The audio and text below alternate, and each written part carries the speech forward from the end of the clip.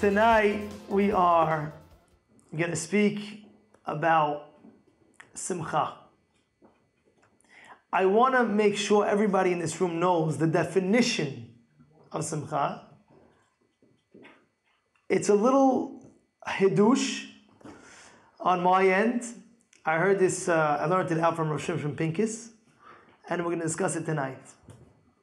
First of all, it says, Misha nichnas adar, marbim besimcha. Now everybody knows. Notice, when it comes to Av, it says, Misha nichnas Av. What does it say? Mema'atin besimcha. We minimize the simcha. When it comes to Purim, when it comes to Adar, Misha nichnas Adar, marbim besimcha. We add simcha. If you're Jewish, you should just know you always have to be in the state of mind of happiness. Always. Now, sometimes you ever hear music, sometimes you raise the volume, sometimes you lower the volume, you know. A person has to know he's always singing, he's always on the simcha stage. Sometimes you got to raise it, sometimes you got to lower it.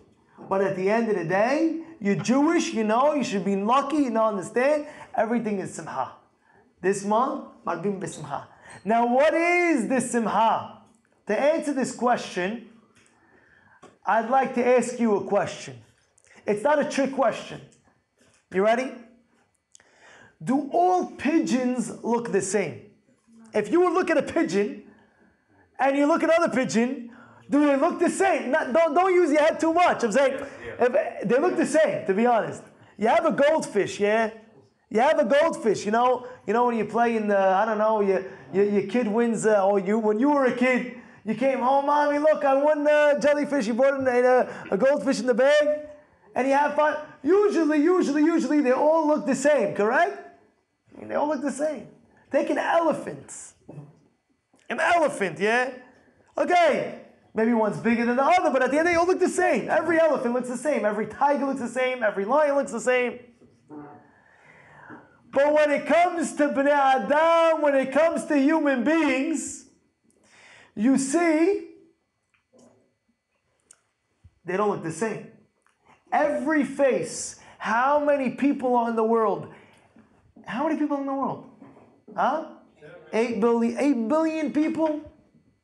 Out of 8 billion people, not one person looks the same. Imagine such a thing. I know someone's thinking, Rabbi, but I know a twin, they look the same. Okay, twins, maybe they look the same, okay. But I'm telling you now, if you look and you take a look, out of every single human being, if I were to give you a pen and a paper, and I would tell you, draw me, I'm going to give you 5 things. Eyes, ears, nose, mouth, some eyebrows, some hair, and I'm going to give you a pen and a paper. I want you to draw for me with these 5 items 8 billion different types of picture with these 5 things. Eyes, nose, ear. Could you do it? How many think you could do? You know, how many think you could? Amazing. And now Borei Olam went ahead and he created every human being with a different face. I ask you why? Why does Hashem have to make it? He could have made everybody look the same, almost the same. You know, everybody looks totally different. You look around I can see all the faces. If you look around the face of it, everybody looks a different face. This person, different face, different person, different faces. But why? Hashem could have made it just like a pigeon has the same face. Everybody looks at it. Why do you make it like that? Tonight you're going to hear the answer. You ready? Now, I like to say over, it says for the Sheva Berachot, you know, a guy gets married, you know, he's excited and this and that. One of the things that we say in the Sheva Berachot, every time we say Zimun for the Hatan, what do we say? Nevarech, right? Sha'simcha bim'ono. We always add in the zimun that we say for the Hatan and Kala, Sha'simcha bim'ono, that there's happiness here. Bim'ono. What is this happiness that Hashem has extra special that this Hatan and Kala have? What's the special? What's the uniqueness? Let me explain. Like this. If you buy a new suit, there's a shechianu on the new suit. You say shechianu, you got a brand new suit, nice suit. I'm talking about you're very happy, you're very excited. There's a shechianu on a brand new suit, right? Now, if it's expensive, nice suit, I'm talking about a good one, yeah? So my question to you all is,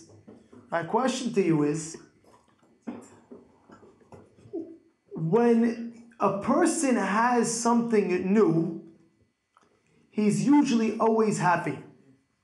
For example, a guy gets a new house. He's very, very happy, right? He's extremely happy. But now, if you look, you take the same guy, after a month or so, or some time, he gets used to the house. He needs something new, he needs something fresh. You know, I know a wealthy guy. All of a sudden, people make fun of him. Very, very wealthy guy. What happens every 3 years? He changes his whole house. He redecorates his whole house. I'm talking about from the floor and up. He has loads of money. Changes the whole tile. What are you doing?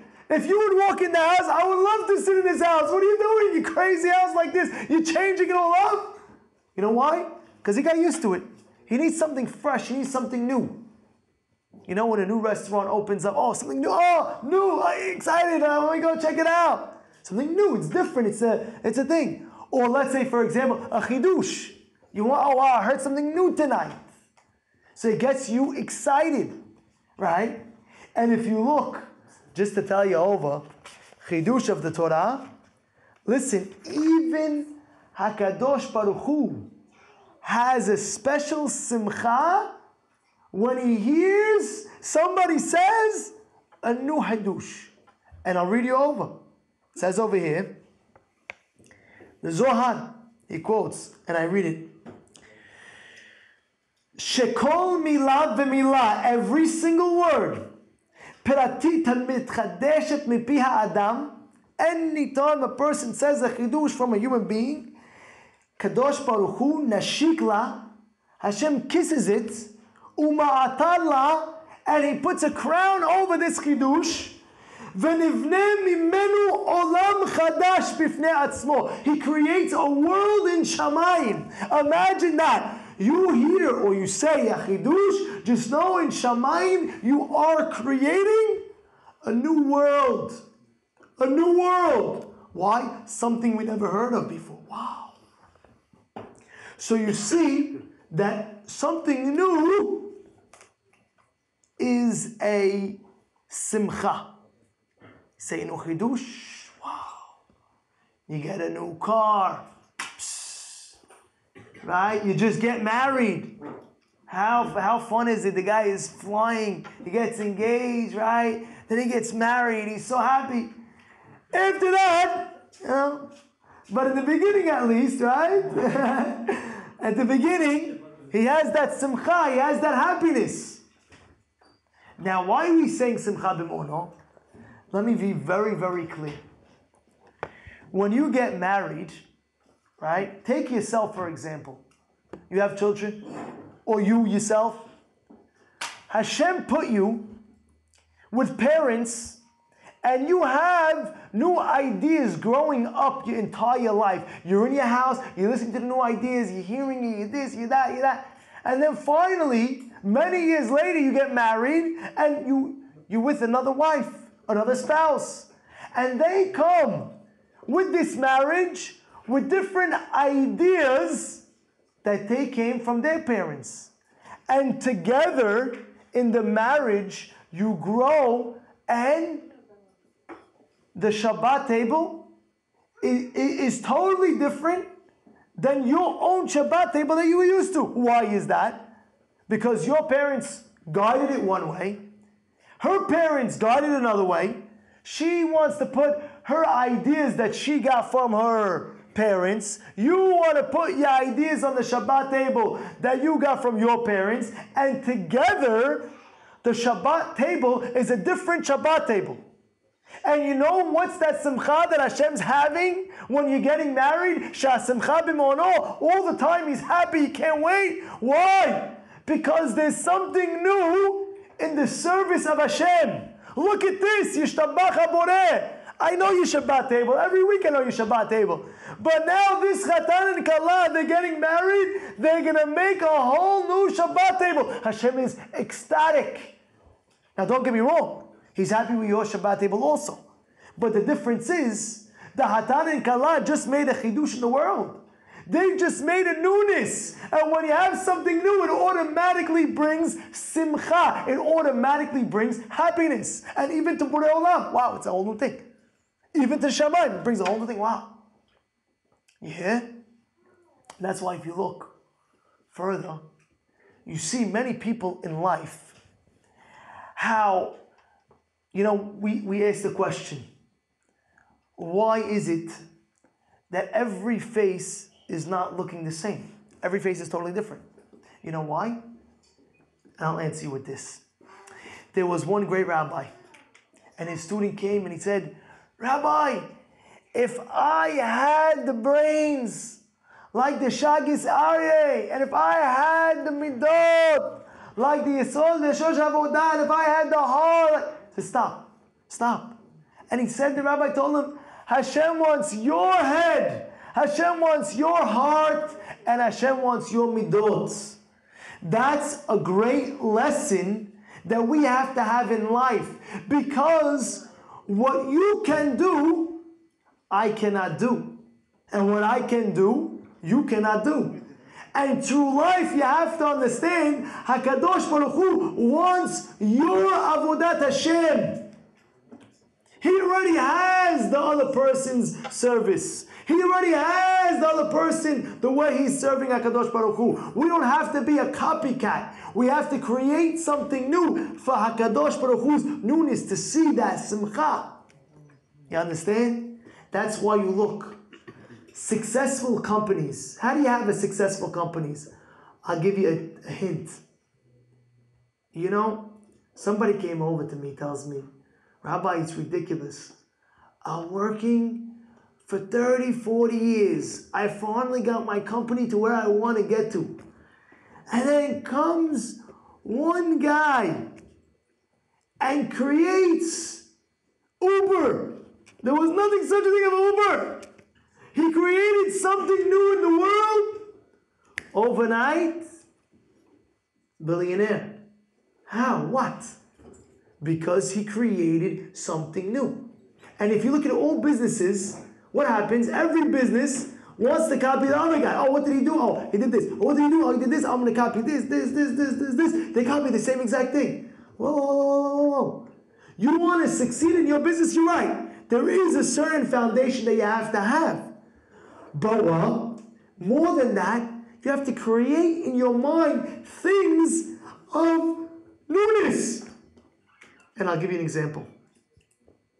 Everybody knows Yehudit. You ever hear of Yehudit? Yehudit was the times in Chanukah. And she was the daughter of Yohanan Kohen Gadol. The law was anybody who gets married, who wants to get married, any girl, any lady that wants to get married, has to go first with the general, the Goy general. Imagine a Jewish lady, she's ready to get married. One second, before you get married, you got to go with the Jewish general, you got to go with the Goy general, you got to go with the Greek general. Yehudit, she starts getting married, and they tell her, listen, you're going to go? Okay, no problem. You know what she does? She goes, she feeds him some cheese, gives him some wine, he gets a little bit tipsy, she takes a sword, cuts his head off, but she didn't do it. She didn't finish yet, by the way.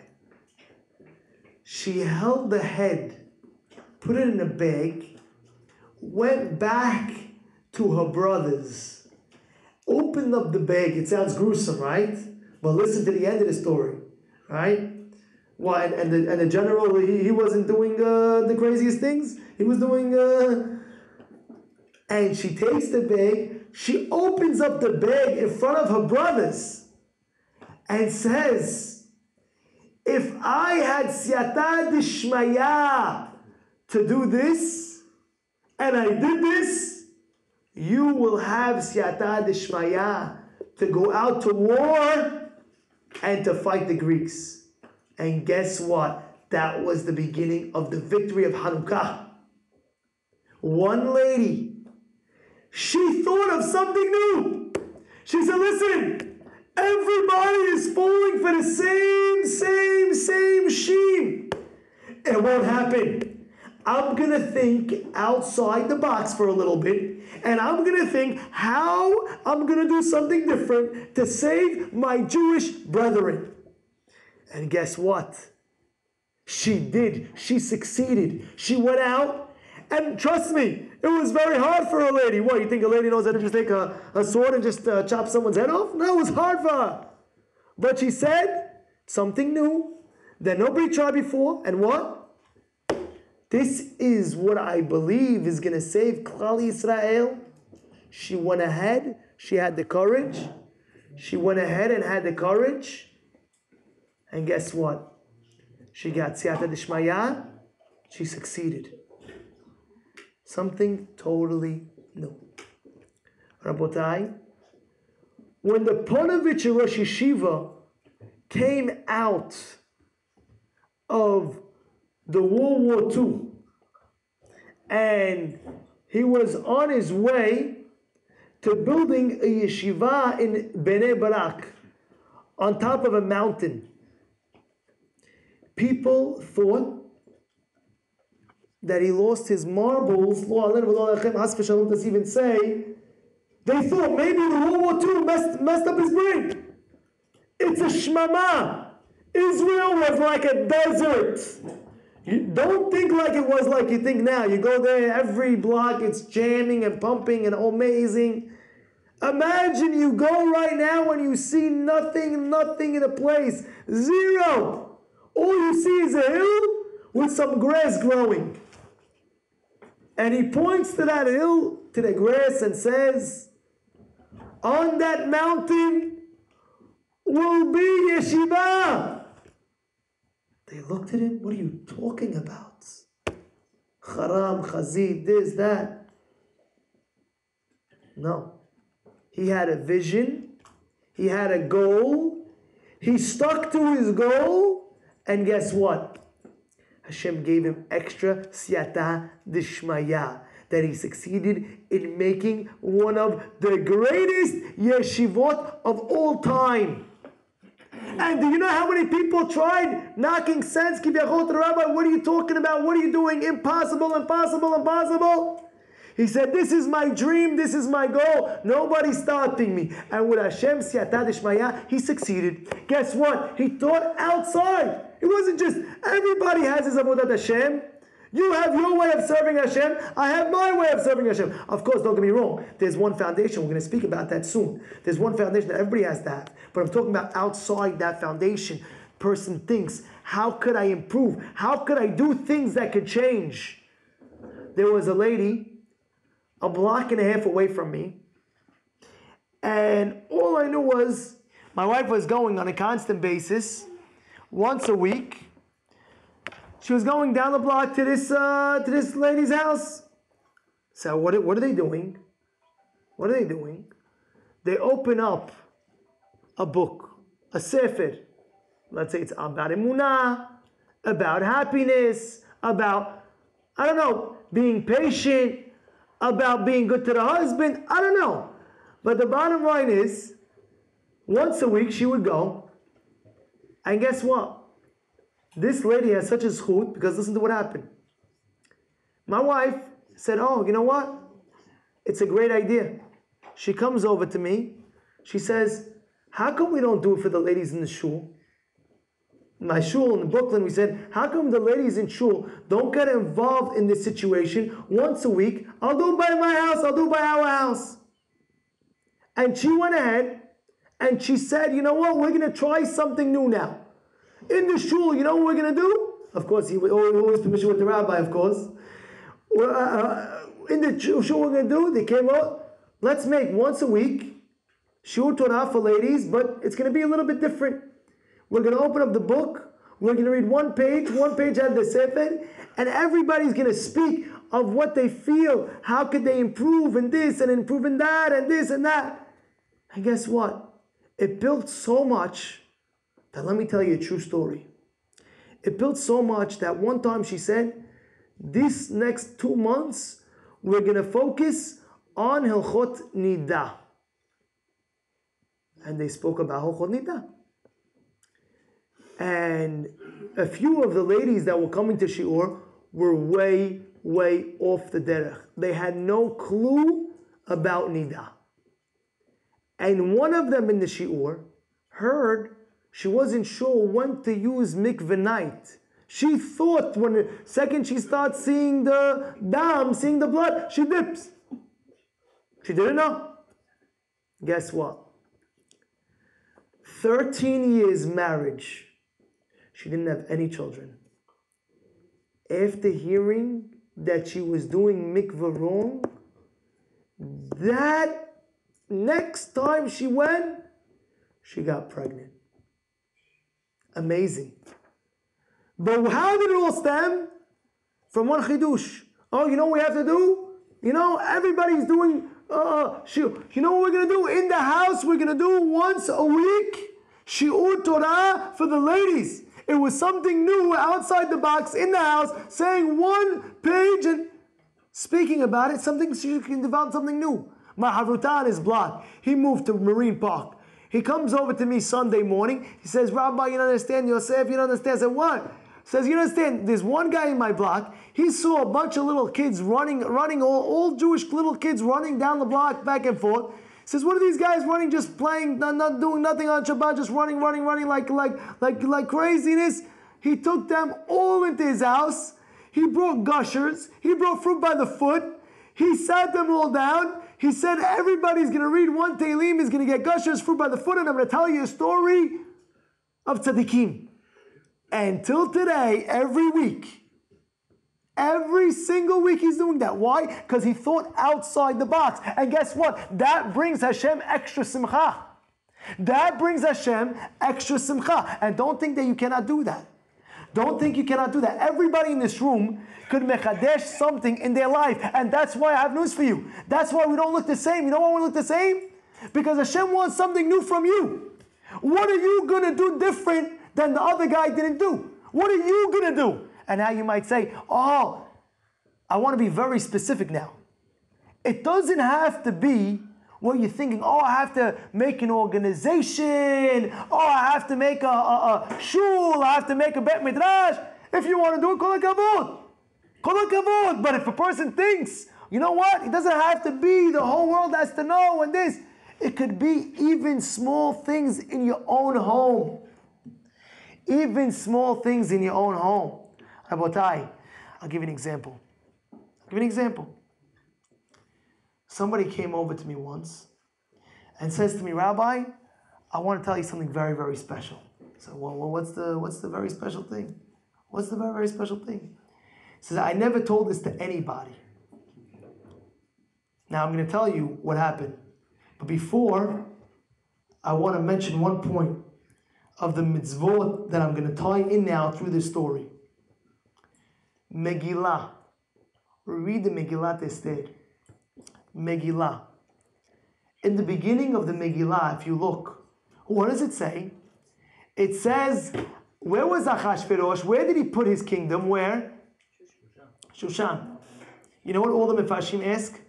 I don't understand. It was really supposed to be where in?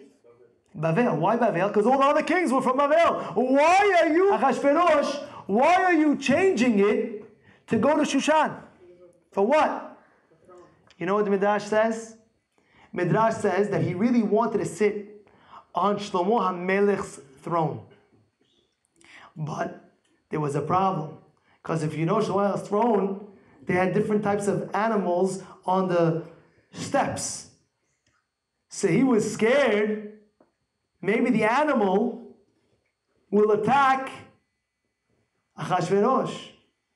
So he hired a bunch of guys from Persia and told these guys, listen, right now what I want you to do, build me a duplicate, the same exact one as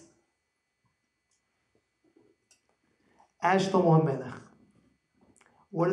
They build it. After they build it, so he tells them, okay, bring it to Babel. Bring it to Babel. All the kings love, bring it to Babel. Guess what? It was too heavy. They couldn't transport it. It was impossible.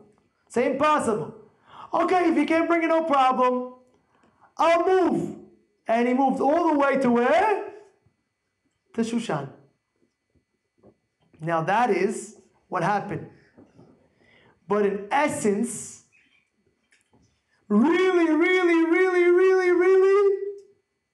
it was all because Mordechai was living in Shushan. And because Mordechai was living in Shushan, that's why he moved the whole. Megillah is also Megaleh.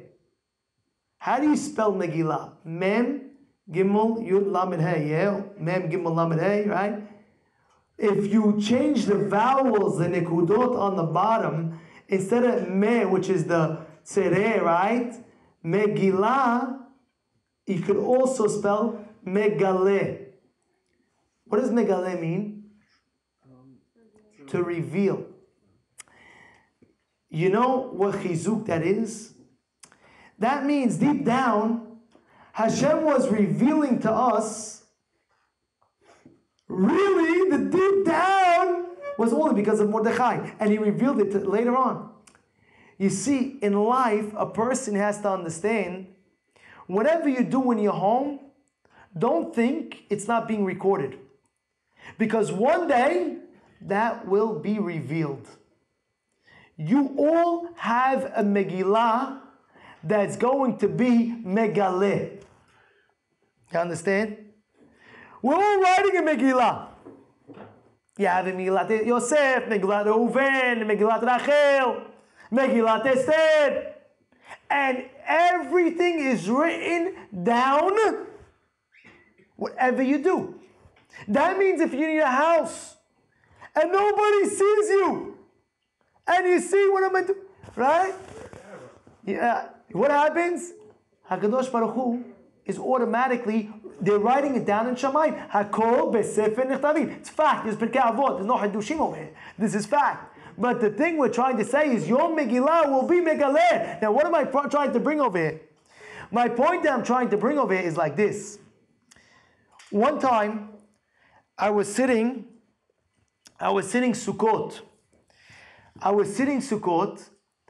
And as I was a guest over, I invited one of my good friends. He was a little off the derech. He wasn't really so religious. He went off a little bit. So I looked at him. I said, when everybody was inside, we were having some drinks. He was a little bit, I tell him, listen, Habibi. I said, what's going to be where you're going to Eden? Tell me. Where are you going to sit? I want to know. What are you doing with your life? You're wasting with shtuyot. I love you. That's why I'm telling you. Come on. Get up and smell the coffee, as they say. He looks at me. He says, just know, I have my wife to rely on. I said, what are you talking about? He tells me, I guess he was a little bit, he had a little bit too much drinks. He tells me like this. He tells me that in the middle of the night, 12 o'clock, 1 o'clock, every night, his wife gets up and she sits on the floor by the doorpost in the room. And every night, of course, besides Friday night, what is she doing? She's crying for the Beit HaMikdash. Hashem, bring the Mashiach. Hashem, bring your Beit HaMikdash. Hashem, please, we want you to come. How many years? He says, over 5 years, over 10 years, every night he's telling me. Now you see, nobody in the room and nobody ever will ever know that. and you'll see this lady, and you'll never think that she's the type to even do that. You think she's a regular lady. She cooks, she cleans, she this, she that, takes his carpool, she does this, she does that. You're not understanding. She's writing her own Megillah, and that will be revealed after 120. Everybody will realize, wow, look at the good that this lady did. And guess what? It was a chidush. It's something, of course, Shulchan Aruch says a person in Yeshamayim do that and this and that. It was chidush that she was mechadesh. And that's why in life, a person has to understand that when you're serving Borei Olam and you do something different, whatever it is, guess what? It's written down, and this Megillah will be Megillah, it will be revealed. And that's why, if you look, there's two types of gifts you give to a person. What's these two types of gifts? One gift you give is when a person needs. For example, you see a guy, he needs a tie. Every week he comes to shul, he needs a tie. Every time he wants a tie, he can't afford it. He needs so you give him what he needs. There's another type of gift where he doesn't need it. From the love that you have for him, you give it. For example, what do you have? A guy comes and he gives a bouquet of flowers to his wife, let's say. Right? Sometimes the wife does need it actually. But let's say, for example, you give your wife a bouquet of flowers. Not necessarily a need. But you went out of your way and you gave her that. It shows a bigger gift. You know why? Because, wow, look, I didn't even need it and you gave it to me. Oh, you really, really thought of me. You understand you hear what I'm saying or what? Now, why am I bringing that out? Because it's the same thing when it comes to Avodat Hashem. Listen clearly what I'm telling you. In Avodat Hashem, everybody has to follow the halachot, the Torah, Shulchan Aruch. But there are those things that you give gifts to Hashem more than what it says in the books. And when you do that, your reward is even more tremendous because it shows you the love that you have for Hashem. And where do we see that? From who? No other than Moshe Rabbeinu. What happened to Moshe? Moshe was living in the palace with Paro. He was with royal clothing. He was a prince. He had everything going. Guess what? He sees that his Jewish brethren are out there suffering, holding all these blocks and all these different type of heavy cement. And you know what he does? He takes off his gorgeous suit jacket, his gorgeous princely garment, rolls up his sleeves, and he goes to help out the Jewish people. Hashem didn't tell him to do that. He said, look, I see there's a need over here. I have a feeling over here. I'm going to go ahead and I'm going to go out of my way to help. Hashem didn't tell him to do that. Hashem didn't tell him, take off your Prince Charming garment and go sweat it out and help your Jewish brethren. He didn't tell him. And guess what? You know what the Midrash says his reward was for Moshe? Listen to this. And I quote, he says over here, what was his reward? And this, I want to read to you because this is something tremendous. Amar HaKadosh Baruch Hu. This is what Hashem says. Ata, you Moshe, hinachta asakecha, you left what you were doing. Vehalachta lirot b'tzar shel Yisrael, you went to see the tzar of Klal Yisrael. Venahagta behen minhag achim, and you made yourself like a brother to them. Look what it says. Ani, Hashem says, Ani maniach et ha'elyonim ve'edaber imecha. I'll leave the whole Shamayim now, and I'll talk with you. Imagine what zichut did Moshe Rabbeinu have that Hashem stopped everything to talk to him. What zechut? Why? You know why? Because Moshe saw something and he said, this I have to take action. And he took off his Prince Charming garment and he went down. And to his level of the people, he said, I'm going to help them. Hashem says, you went down? I'm going to go down from my heavenly throne. Just like you took your garment off, I'm going to take my heavenly garment off. And I'm going to go ahead and I'm going to speak to you. Why? Tell me why. He saw something that needed to be done. And he went ahead and he did it. So Hashem said, wow, you did this? I'm going to do midah keneged midah. And that's what it says. Oh, right away. Right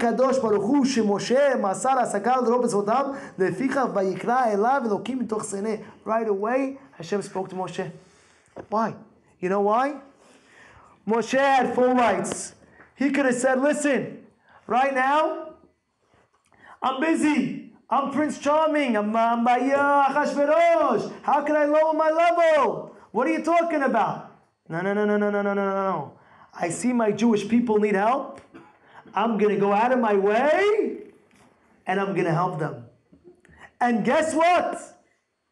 He was zocher that Hashem spoke to him because of that. So what do you see, Rabotai? What do you see? You see, even though it doesn't say black and white, you must do this, you must do that. That already you have to do. You know what that is, by the way? Look at Matanot Levyonim. What is Matanot Levyonim? It's a person, what he needs. You have an Evyon, you have a poor person, he needs it. So you have to give it. It doesn't make sense. You have to give it to him, right? He doesn't, it's a need. It's a gift that's needed. Comes Mishloach Manot, it's not a gift that's needed. Is it a gift that's needed? It's not a gift. Mishloach Manot, even if you have the richest guy in the world, you go and you give him a Mishloach Manot, you fulfill your mitzvah. He doesn't need your I don't know, whatever you put in the Mishloach Manot, your hamantash and this. No, he doesn't need it. But you know what? It's Mishloach, it's above your needs. And that's the same thing with Avodat Hashem. Avodat Hashem, we need to fulfill what the Torah tells us. But there's another aspect of the Torah, and that is Mishloach Manot. What's that Mishloach Manot? That Mishloach Manot is going out of your way of doing hitchadshut, of doing things that what? That doesn't say in the books. And you're doing it anyway. I came today. On the way here, Joe Urari, he drove me. And he's sitting in the back. Baruch Hashem, good shidduch, B'ezrat Hashem. B'ezrat Hashem. So you should know, as we're driving, we get a phone call. Who is it? I remember I gave a shiur once to a few Baal Tshuva guys. And one of these Baal Tshuva guys, he came over to me and he tells me, Rabbi, et chata'ai ani maskir hayom, I'm telling you honestly, I sinned in the past. So what are you talking about? So I used to pick up girls when I was single, has v'shalom. What should I do? I said, this, you need a, you know what I'm saying, you got to make big tshuva for this. This is not a joke. He says, now, Rabbi, I left everything behind. I don't do any more shtuyot. But I want to do something. Keneged that. I said, midah keneged midah. Go, instead of pick up what you did beforehand in the past, go pick up Jewish souls, neshamot, and bring them back. Just like in the nightclubs, you brought girls to the nightclub, has v'shalom, bring Jewish neshamot back to the Bet Midrash. So, that Shabbat, we were walking, and on East 9th and Avenue T, we see about 6 17-year-old kids. And they're all playing, they're all talking, they this, they that. Yo this, yo that. And right away, I see the Baal Tshuva that I'm walking with. He says, Rabbi, stop. Didn't you tell me today Even though I made full tshuva now, one of the things, if I want to do something extra special to combat what I did in the past, was to bring Jewish souls back to tshuva. Guess what, Rabbi? 1 second, wait here. I was like, what are you doing? He says, Rabbi, I know how to talk. My mouth was used for the bad, now I'm going to use it for the good.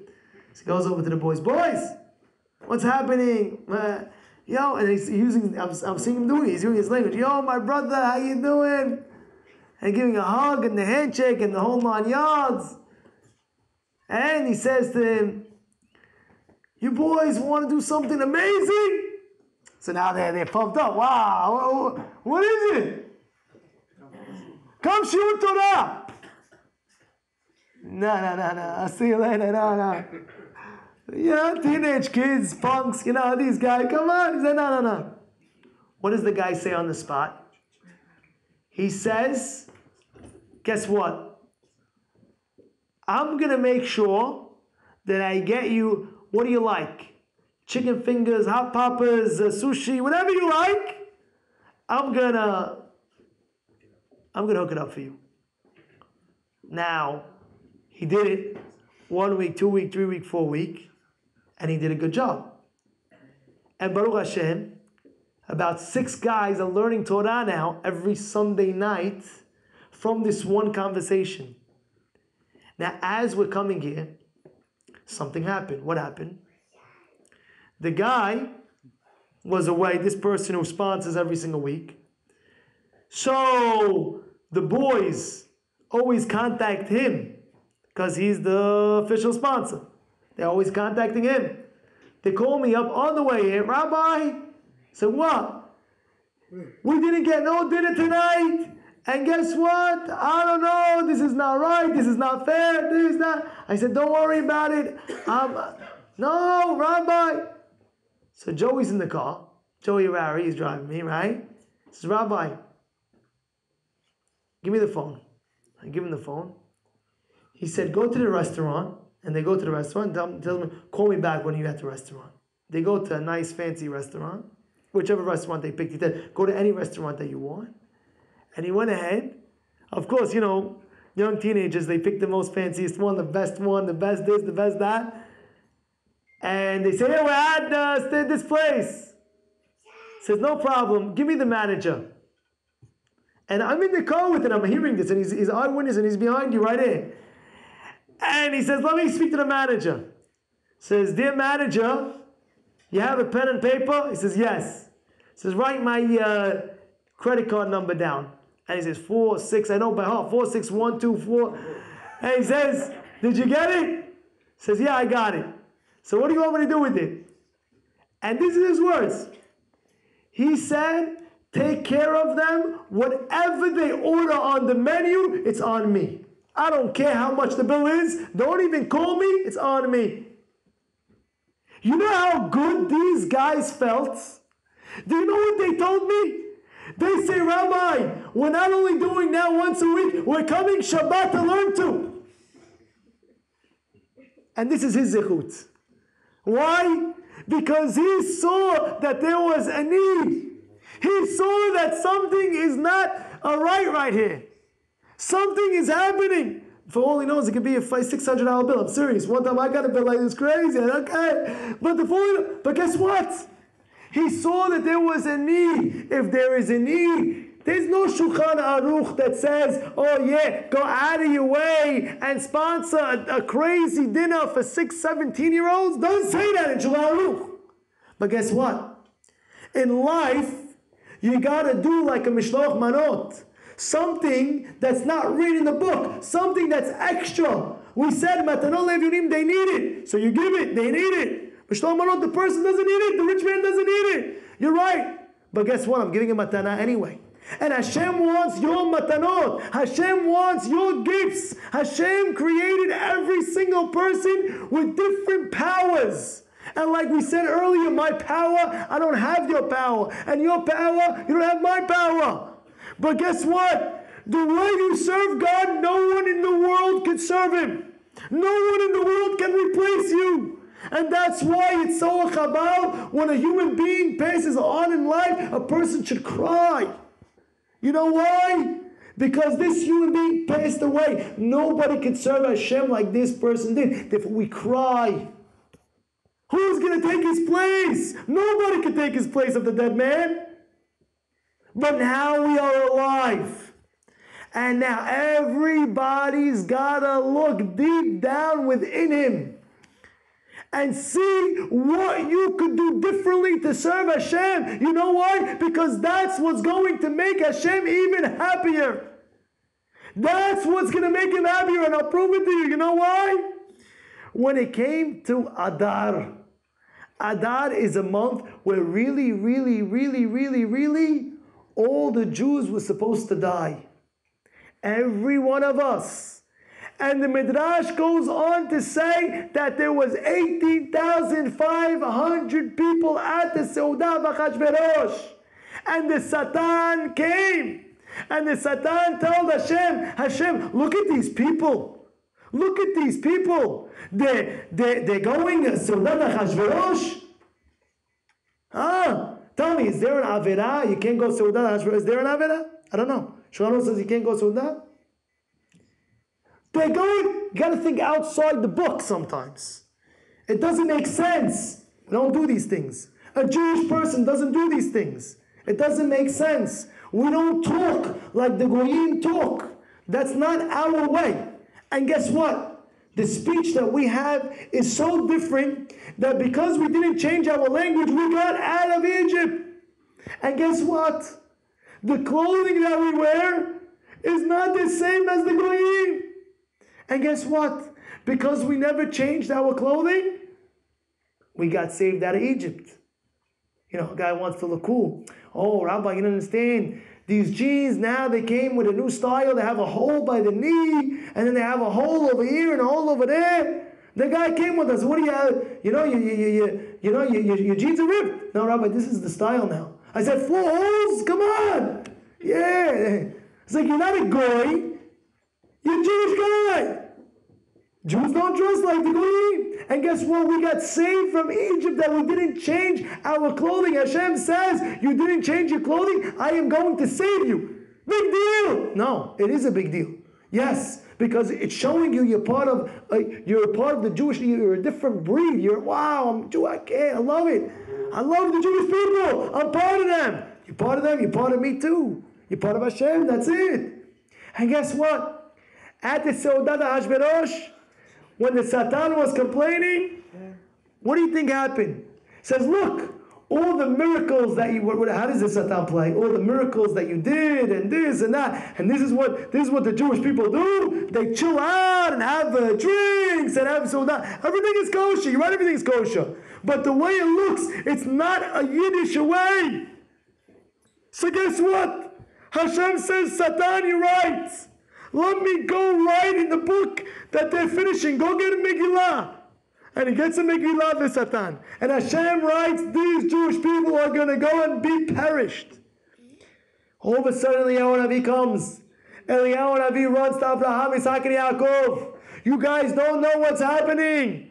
Hashem wrote that the Jewish people will be nullified. Pray, do something. Says, is the Gzerah already written? The Gzerah is already written. Did they do something wrong? They did something wrong. So they said, what do you want us to do?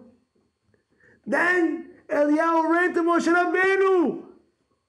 He said, Moshe, I beg you, Moshe Rabbeinu, I beg you, please, what? Pray. The Jewish people pray. Pray for. He says, what happened? And he told him the whole story. And he says, what was Moshe saying? Is there any tzaddik in the world? He said, yes. Says who? Mordechai. Let Mordechai pray, and I'll pray in heaven, and through our tefillot, we'll get saved.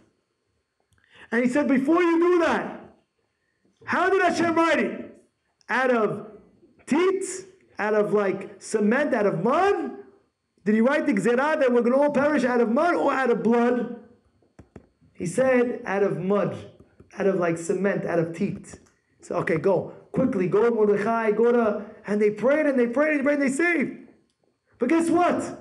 All this with a prayer of tzaddik. One person, Mordechai, saved the entire Jewish nation. You see what one human being could do. A person in life cannot sell himself short.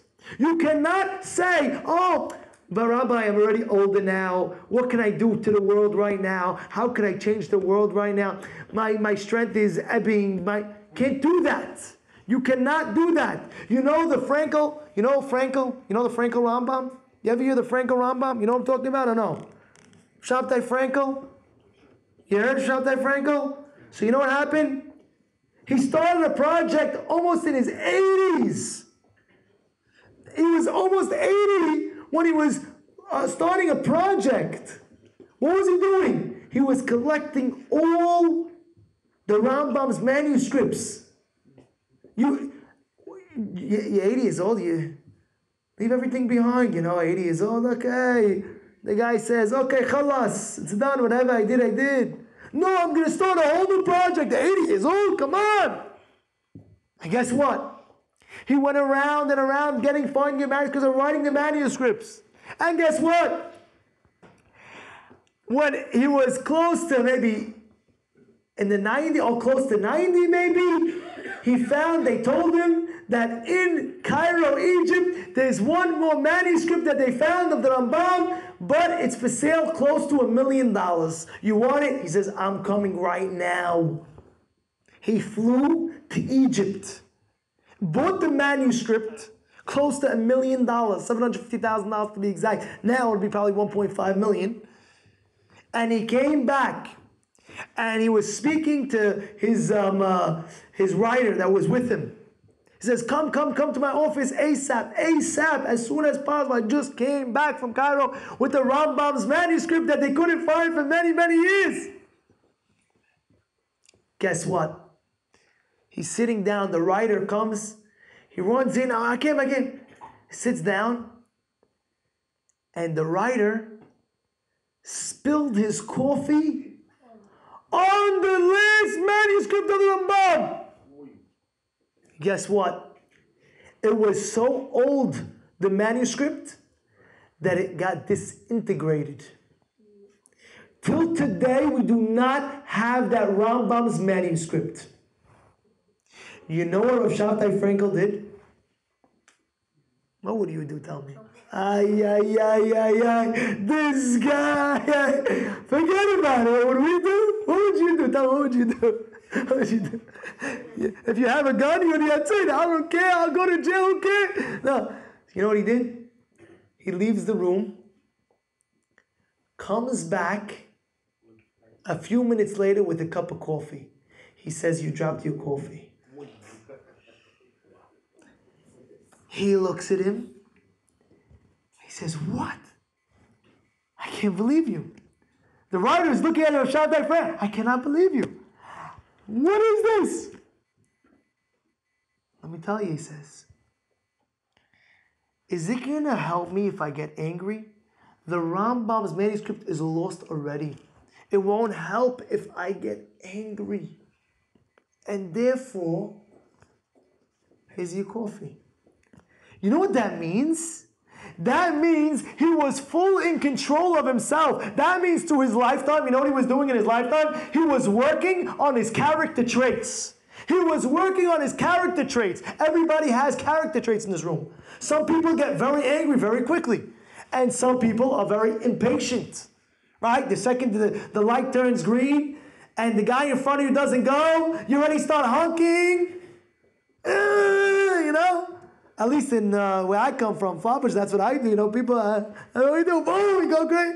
Patience, Habibi, patience, Habibi. Just shwaya. Right? But guess what? The Gaon Mevilna says, if a person is not constantly working on his character traits, Lama lo hayim, why should he live? I don't know if we heard that. I'll say it again. The Gaon Mevilna says, if a person's not constantly working on constantly working on the character traits, why should he live? That means we're saying tonight, everybody figure out something new and this and that. One of the things that's new is your character traits. How are you going to change yourself? And that is big part of Avodat Hashem.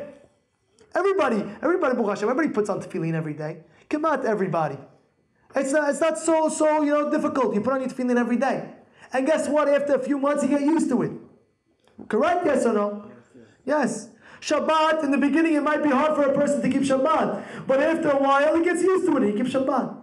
Correct? Yes. Yes. Right? All the mitzvot you get used to. What about the midot? What about the character traits? That's engraved in the human being, Rabotai. That's in it like And through life, the Gaon is saying to us, we have to eradicate it. We have to knock it out. And that's something new for us to work on. Yeah, you hear me or what? That's why. But now, very good. Rabbi, you said very good. But how do we work on our character traits? How? I'm going to tell you a big yesod. And that is, we have to take, first of all, internalize what you have to work on. Take a trait like laziness. Person's lazy, maybe. He's sluggish in the morning. By the time he gets up, by the time he did this, by the time half the day is over, you know? You know those guys? Let's go, I'm waiting outside. Okay, I'm coming. I'm outside, I'm coming. I'm outside, I'm coming. Come on. Move it. Let's go, move it. Sometimes the husbands wait for their wives for the wedding, right? You know what I'm talking about? Honey, I'm in the car. I just got to put on one more piece of makeup. Okay, you finished? 10 minutes later. Oh, I'm still with the same makeup. Come on! Zirizut. You know zirizut. A person's got to work on his character traits. And guess what? One of the biggest downfalls that a person have is he doesn't think which one he has to work on. But if you think what you have to work on, slowly but surely you will dominate that character trait. You know, I said a chidush many years ago, but Baruch Hashem, I have to say it again. It says, Ishto kegufo. A wife, your goof.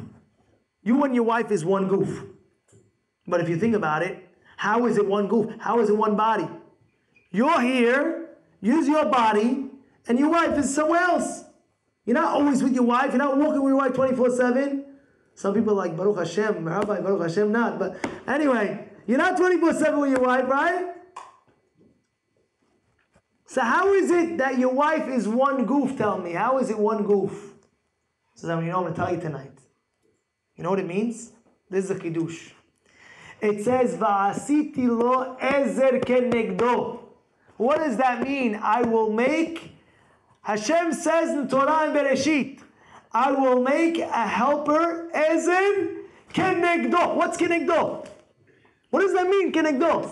Against. I will make a helper against you. Does that make any sense whatsoever? And that's what the Torah says. Now Rashi explains. But what does the Torah say? Torah says, I will make for the man a helper against him. Wow. Now people are like thinking, no wonder why, Rabbi, I have my shalom bayit. What does that mean? Tell me, what does that mean against you? So Rashi explains, Eze zachita, right? Eze lo zachita kenegdo.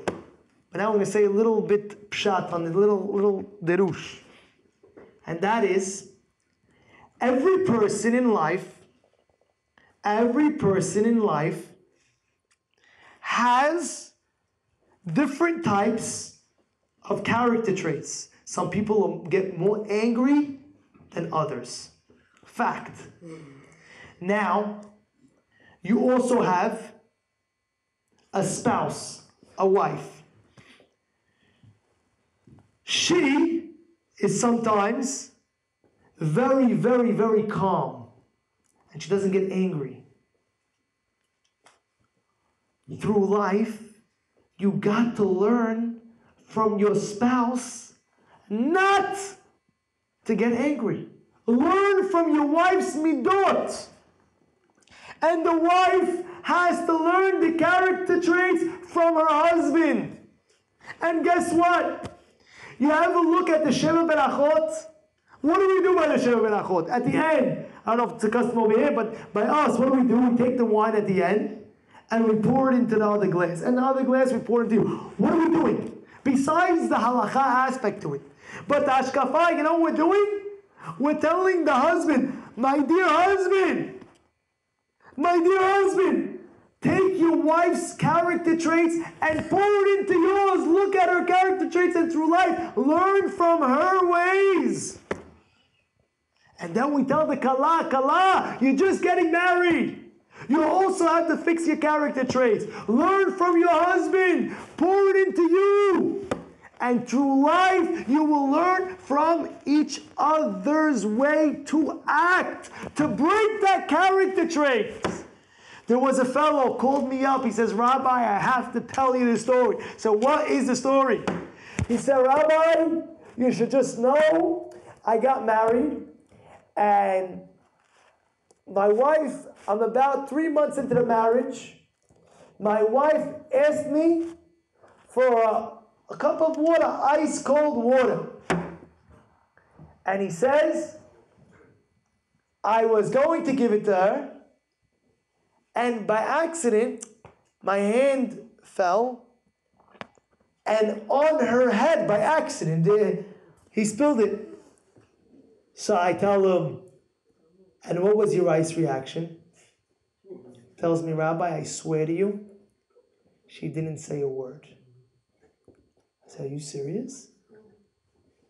Yes, I swear. She didn't say a word. So, all of a sudden, I tell him, did you ask your wife, why didn't you say a word? He says, yes. And you know what she answered? He told me, he says, I asked, honey, you're not going to scream at me? You're not going to bug out on me? If you do that to me, forget about it. You're not going to go crazy right now? You know what she says? She says, I know you definitely didn't do that on purpose. I mean, I just thought about it and I said, it doesn't make sense that you would actually come on top of my head and pour a cup of water on my head. So I said, why should I get angry? It must be, it was an accident, even though I didn't see it was an accident. Imagine. And you know what this guy told me? He said, Rabbi, I could swear, he tells me, one time my wife, she spilled the whole bowl and it cracked and it made a whole mess. And I just had a dry cleaning suit, brand new dry cleaning suit, and it splattered all over me. And usually I would go crazy. You don't know me, Rabbi, I'm good in the shul, but you don't know me out of the shul, Rabbi. I would go crazy. But I controlled myself. I learned from my wife's midot. Why? You hear that, Rabotai? Learn from your spouse. Learn from them. But guess what? It doesn't stop there. It doesn't stop there. Because you know what you really have to do? Go ahead. There's a sefer called Orchot Tzadikim. The ways of the Tzadikim. You know the sefer? No. Anybody know what I'm talking about? They have it in Hebrew and English. I remember my first year in Israel, all day long I was busy with the sefer Orchot Tzadikim. It goes step by step of each character trait. It speaks about simcha. It speaks about our laziness. It tells you how bad laziness is. And you read about it. It gives you knowledge about each character trait. It speaks about if a person's stingy, how bad it is.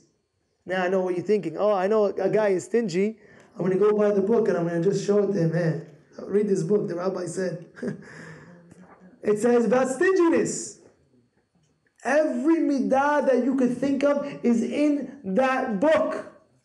In that sefer. Go over Orchot Tzadikim and read it thoroughly. And guess what? My advice, I should also do it as well, is that as a whole, we start working. Which midah you want to work out this week? This week, and you write it on a piece of paper. Not on your iPhone, not on this, not on that. This is how successful people do it, by the way. You want to be successful in life? This is what successful people do. They go ahead and they write, this week I'm working on the midah of laziness. I want to break my laziness. You write it down on top. I'm breaking my laziness this week. Starting tonight. Don't wait until tomorrow, because that's how the Yetzirah works. I'll do it tomorrow. And then you never do it. You forgot the whole shiur, you forgot this, you forgot that. Ay, chaval. Don't wait till tomorrow. Tonight, as soon as, even now, start thinking. Which character traits we're working on, whatever you want to think of. But I'll give you one that I want to work on. Laziness. That's what I want to do this week. Sunday night, you have the whole week. Monday to Shabbat. Monday, Tuesday, Wednesday, Thursday, Friday. Come Shabbat, right? Write it down. Tonight, I'm breaking my laziness tonight. Pick a piece of paper, take a pen, and put it in your pocket and hold it. And review it. Tonight, I'm working late. Tomorrow morning, you wake up. Zerizut. You put on your shirt quickly. You put on your shoes. You put on your this. You put on your that. Quick. You break it. And then in the morning, when you're putting on your tefillin in the morning, you do it with energy. Not like you're half sleeping. You put on your talit with energy. Why? Because you're breaking the laziness. So tomorrow morning, when you put in your talit, not just putting Baruch Atah Hashem, no. You're going to do it like a firecracker. Like you're on, I don't know what. And you take it, Baruch Atah Hashem, sing, boom, boom. People are going to think, wow, what are you on, my friend? What'd you drink last night? Give me some of that. And then what? When you put on your tefillin, you do it with energy. You don't do it like I'm doing it like a robot. For 20 years, I'm putting on, okay. No. Tomorrow morning at least, throughout the week. This is what we're working on. For the men, this is what we're working on. You go out of your zone and you say it and you write it down. Trust me, write it down. Breaking the laziness. And tomorrow morning you do it with energy. And then you know what you have to put the energy? You gotta say, oh, I have an arm. Some people they don't have an arm. You have an arm to put into tefillin. You're thinking, Hashem, thank you, I have an arm. Oh, another arm. I have a head. Oh, Hashem. Some people don't have heads, But then, you put on the head. Right? And then when you start, whatever you start, Hashem Melech, Baruch Shamar, with the energy. The same thing with the ladies. The ladies also pray in the morning. They also say Birkot HaShachar. How are you going to do it? Do it with energy. Do it with zerizut. Do it with aleph. Do it with fire. This week. And guess what? Every day before you go to sleep, you think about it. How did I do from the morning till the night? Before you go to sleep every night. I'm telling you advice from Mitzvah Yeshrim, I'm telling you. Mitzvah Yeshrim, he writes this in Perek Gimel. Zehirut. He says every night, you know what he told me? Hidabroot. People think Hidabroot came from Breslov. It's not true. Breslov didn't create Hidabroot. Hidabroot came, Mesilat Yesharim, he spoke it out. The biggest Baalei Musar speak about Hidabroot. You know that? What is Hidabroot? When you're sitting there and you're contemplating, how am I going to get close to Hashem? Wow, I'm working on my character of breaking laziness. Tonight we're going to write it down. Tomorrow we're going to work on it. Tomorrow night before we go to sleep, think about your day. Was I energetic the whole entire day? The whole day, was I energetic or was I a sleepy, dope? I was energy. Yes, I'm going to do it again tomorrow. And then every day you repeat yourself. And tomorrow, do tomorrow. And guess what? You're going to see your life is going to change. And you'll be like, wow, I'm on fire with service of Hashem. With the Kadosh Baruch Hu. And it's going to feel so good. People tell me, Rabbi, it's dry. What's dry? You're dry. There's no dry. It's not dry. You know why? Because we're not connecting. We're not connecting. You have to take your phone. Your phone, you need to charge the battery. You got to put it in the voltage. Huh? You know what I'm talking about? Same thing. You're the neshama. You have to volt it in. You have to put the charge bar with HaKadosh Baruch Hu, and then you're going to be on fire. You love doing whatever Hashem wants you to do because we're infatuated with love to Hashem. And that's really the emet. That's really, really the emet. And guess what? You can do it again and again and again and again. And then it comes Shabbat. You're going to look back.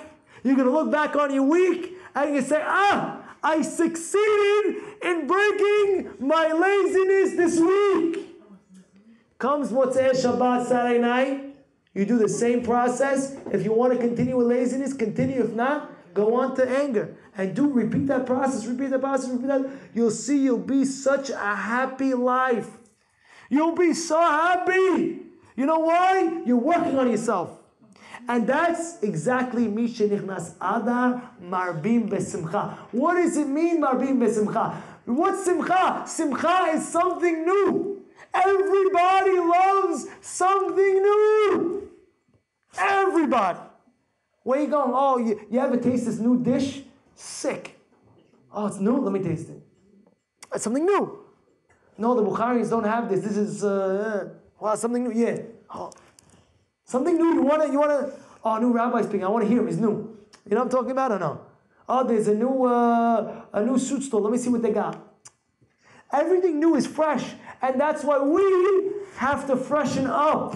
Freshen up in what? What simcha? What the simcha, like we said by the Zohar, Hashem is so happy when people are saying chidushnu. He's also happy when people are studying freshness to their avodat HaKodesh. And that we conclude that every one of us should really, really, really, really take it seriously.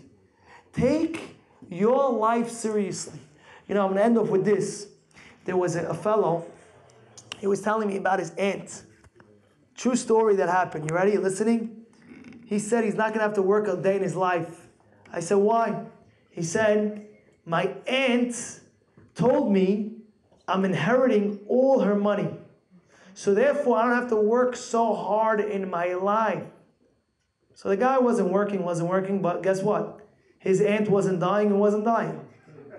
So eventually, guess what happened? He found out later on what happened when she actually did die. She really didn't have too much money. And she, not only did she say to this nephew, she said to all her nephews. Because what? She wanted to make sure that everybody takes care of her. And she succeeded because everyone was by her side. And when they pulled out the will and they saw there was nothing there, they were all going crazy. You see, some people could be rich and could be wealthy without working in this world. How? They could get inheritance.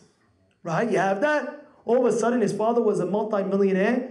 The guy dies, his father dies, and he becomes a multi-millionaire. He didn't have to work a day in his life. However, that's good for money in this world. But for Gan Eden and Olam Haba, there's no inheritance. You cannot inherit Olam Haba. You cannot inherit Gan Eden. You got to work hard for it. It's not going to come fly in the sky. You know, I'm laughing because there's a guy, he always tells me, I always try to get him close to Hashem. He always tells me, Rabbi, why? I say, I always tell him, where are you going to be? He says, listen, Kol Yisrael yesh lahem halek l'olam haba. Everybody in Israel, doesn't it say you're going to go against the Torah? Everybody, Kol Yisrael, everybody in Israel has a portion in the l'olam haba, right? So what am I going to deny that? I said, of course. But the question is, what type of portion you're going to have? Are you going to have in the back bleachers all the way in the back? Or are you going to be front row? If you want front row, you got to work for it. It doesn't just come like that, Abotai. That's why Yeshua is very, very important to actually take it into action. Somebody, oh, Rabbi, great shiur, Rabbi. No, don't just leave the shiur. You take it with you and you work on the things that we said tonight. Like we said, we're working on midah of laziness. That's what we're going to do this week. Everyone's going to do it. That's what we're going to do until Shabbat. And we're going to review it tonight, tomorrow night, and every single night until Shabbat comes. And we're going to be celebrating with that because you got to work for it. You know, the Gaon of Vilna, I love saying this story because it's so true. The Gaon of Vilna was traveling one time and he was by the train station. And at the train station, he was there and it was almost close to Shabbat. He said, I'm not traveling on Shabbat. He got off and he saw a nearest house. And he went to the house and he knocked on the door. He didn't know who it was. He saw a mezuzah. He says, please, can I come? It's before Shabbat. I have nowhere to stay. He says, I don't let anybody in, but I'll let you in. But don't bother me. He came, no problem, I won't bother you. He stayed at his room. He started learning and learning and learning. They go and learned all day. He had his meal and that's it. Comes Saturday night, the Palacci of the house says, okay, you can join me for a cup of tea. He sits down with a cup of tea. The guy looks at him and says, oh, you look like the Gaon of Vilna. Is it true? Are you Rabbi Eliyahu Vilna? It's true, yeah, I am, yeah. Oh, now we're talking. Rabbi, I have a question for you. He says, what? He says, where am I in Gan Eden? Tell me, where do I sit in Olam Haba? Where will I be sitting in the next world that is eternity? You know, you want to hear something funny? Because when we get used to, if you ever get a new car, you get used to it, right? You get used to it, right? When you get a new house, you get used to it. When you get this, you get used to it. But guess what? Olam Haba is not like that. Eternity is not like that. Because Hashem has it made for us that every second, it's a crazy new sensation. Yes. Don't think Olam Haba is just, it is forever and ever and ever and ever and ever and ever. And we don't realize what eternity is, but it's forever and ever. We're going to see each other for another billion, trillion years. We're going to see each other. Yes, trillion years. And guess what? Every second in Olam Haba, it's a new sensation. It's not like, oh, I'm used to Olam Haba already. You think, oh, I'm in Olam Haba, okay, I got used to it already. No, it's not like that. It's not like that. It's a new sensation. And you cannot stand that sensation without Hashem giving you extra power to accept that pleasure. You know, when a guy wins the multi-billion-dollar lotto, sometimes he can have a heart attack, so they tell him shortly, what would you do if you win $1 million? What would you do if you won $2 million? What would you do until you get to $150 billion? The guy doesn't have a heart attack, you know, because he got used to it. If you tell me you want $150, oh, he dies. You know, you can't even enjoy the money. But over here, Hashem gives you special power to enjoy Olam Haba. So now this man tells the Gaon of Vilna, tell me, where do I sit in Olam Haba? Where do I sit in Gan Eden? Where do you sit in Gan Eden? Tell me. What do you think? What do you think? Front row, not front row. If it's not front row, you got to start working harder. If you don't think you're getting front row, you got to start working harder, Rabotai. I'm not even kidding you. If you have to be the first 10 in the shul, be the first 10 in the shul, be the first in minyan if you have to be. If you're a lady, you want to do more chesed, do more chesed. You want to create new things on your block, another shiur, do it. Because you got one chance in life. One chance. And this is your eternity, and it's going to last forever and ever and ever. This world's fast. This world's very, very, very, very fast. Go ask anybody that's older, 60, 70, 80, 90. Where's the years go by so fast? That's what they tell you, so fast. So he sits there and he tells the Gaon, please tell me, where do I sit in Gan Eden? He tells me, tell me what you do. I don't know what you do. How am I supposed to know what you do? Where you say, how do I know? Tells him like this. He says, me, I'm a shoemaker. All day long, I'm making shoes, polishing shoes, putting the shoelaces and this. And what else? I come home, Rabbi, I'm wiped, I'm dead tired, I'm this, I'm that. He says, how much money? I make very, very little money. I come back, I just put bread on the table, and the next day I do the same thing. Do you do anything else? He says, no, just a shoemaker. You don't do anything else? No. The Gaon tells him, I don't understand. You're working so hard just to make a few dollars to support yourself in this world, and you're sweating it so hard, and you're just making a living. What are you doing to work for the next world? What are you doing? Where's your sweat? Where's your sweat? Connect with Hashem, Rabotai. Go to Shiurim. There's so many things out there that we can improve. Work on yourself, work on your midot, work on it. I'm working on this midah, working on that. Don't stop. You're going to see, you're going to feel so good. It's going to be hard at first. I'm going to tell you now, by the 3rd, 4th day, it's going to be very, very hard. But don't give up. Don't give up, because at the end, you're going to be very, very happy. Marbim b'simcha.